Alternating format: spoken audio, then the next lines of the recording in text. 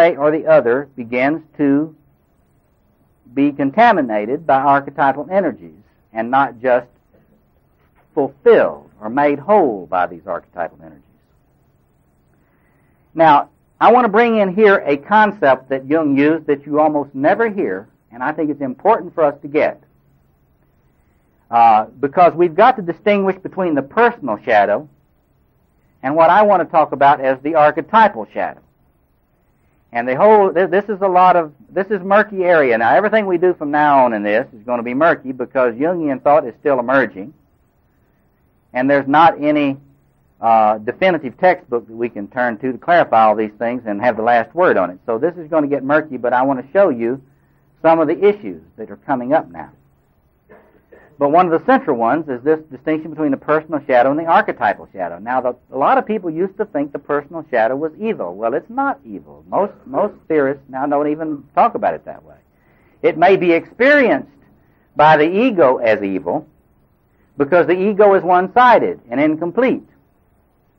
And so the ego may shun something in the shadow. But let me tell you something that probably is in some of your shadows here that is not at all evil. Like a lot of the people I work with, for example, their sense of their own beauty. With a great number of people, their sense of their own beauty is in their shadow. And if they receive a compliment, they cannot deal with it at all. They have to completely deflect it. That's because they were taught in their families that you shouldn't be too big for your britches, and you don't want to get uppity, and so forth and so on. But that is in the personal shadow. It's not evil. And if the person is ever going to have self-esteem, they're going to have to integrate that part of their shadow. They're going to have to learn that it is okay to feel good about yourself. And it's okay if somebody says, boy, like I said to Jim the other day, man, that's a fantastic beard. A person ought to be able to say, yeah, it is. Wonderful. See? Now, but in our mistaken problems, this is where some of the Christian tradition has got problems on this. If Jim were to say, yeah, it's a wonderful beard, isn't it? They'd say, oh, that man's full of pride. See? But that's not true. See, this is one of the problems that the Christian tradition has had. That is to say, if you shine and enjoy it, there's supposed to be something wrong with that. And that's why a lot of people would rather identify with Satan. See? Because if I have to be bad to be exhibitionistic, I'll just be bad. See? That's the way a lot of people feel. See? We'll get into that more later. But anyway, so the personal shadow is just what is disowned. It is not evil at all. It is something that is appropriate for the human being to integrate, and in fact there is a moral imperative in Jungian psychology to integrate the shadow, the personal shadow. But what a lot of people do not realize is that Jung spoke of spirit complexes.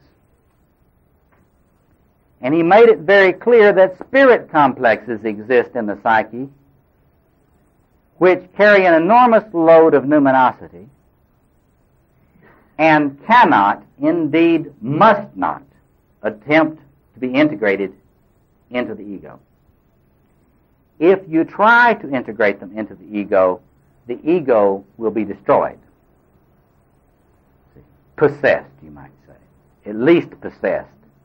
And very often destroyed in sort of a terminal psychosis. Now, you see this kind of thing very, very in a widespread manner. You used to see it more before antipsychotic medication.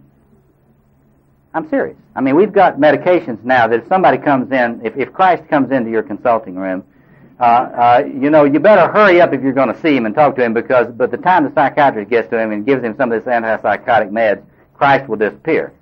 And all you will have is a very, very sort of zombie-like, nice, manageable mental patient.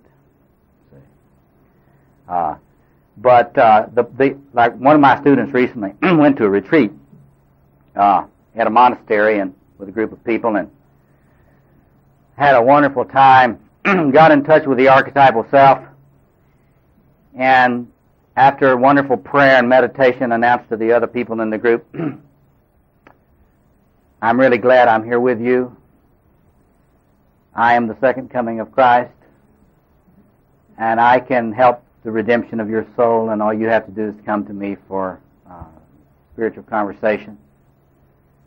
And that lasted a few days till they got the antipsychotic meds. See, but that is something that used to happen a lot. If you used to work like I did in southern mental hospitals before there were these antipsychotic meds, you met a lot of Christs and St. Francis's,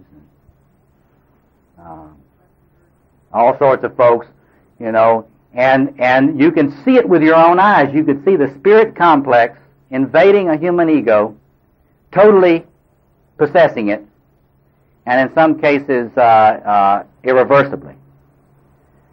Now, you see the same type of thing in individuals who think they are possessed by Satan.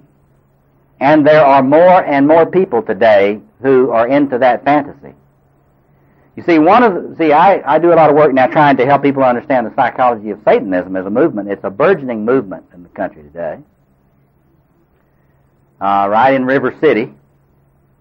There are probably Satanists in your town. There are various branches of Satanists, some more benign than others. Some of them are just sort of into assertiveness training because they've decided, that the only way I can really be assertive, I can't be a Christian if I'm going to be assertive. I can't be sexual if I'm going to be a Christian, so I'm going to be a Satanist. Satan's on the side of sex. Well, you can see why they have pretty good evangelism efforts. A lot better than some of our churches, But there are forms of Satanism which are extremely dangerous because what they're doing is they're getting in touch with the spirit complex that is the opposite of this Christ complex. And it too is a spirit complex, and it too cannot be integrated. And what happens is you get a possession of the human, and they start acting this thing out. They're into what Jungians often call a negative inflation, and they do things that are very interesting. They're very interesting. They're very horrible. But the interesting thing is they tend to do the same types of things. They tend to do a lot of animal sacrifice around the country, and there's increasing evidence that in a widespread basis they are doing human sacrifice.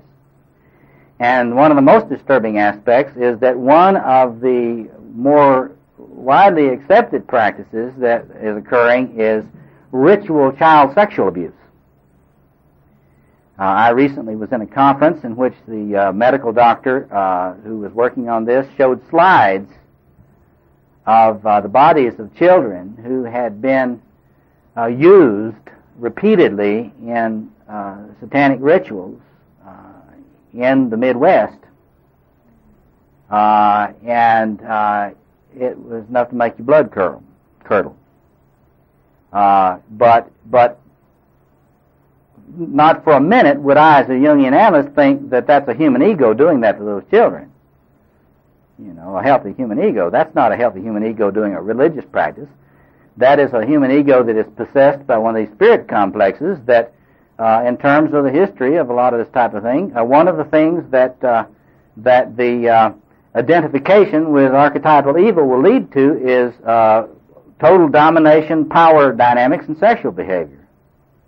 That's one, the total dominance and power moves in sexuality is always associated with that particular form of the archetypal shadow. So, in other words, there are these spirit complexes that are in the psyche that are not the ego, that are both images of light and wondrous spiritual, elevation, and images of great, dark, sadistic evil.